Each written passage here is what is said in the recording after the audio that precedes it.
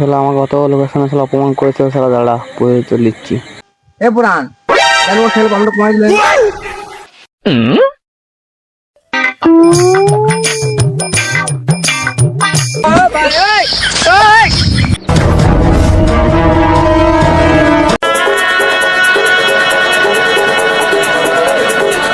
শালা আমার সাইকেলের পাম্পটা কি কমালি?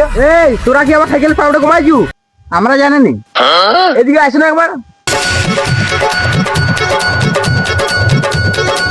এদিকে দেখো।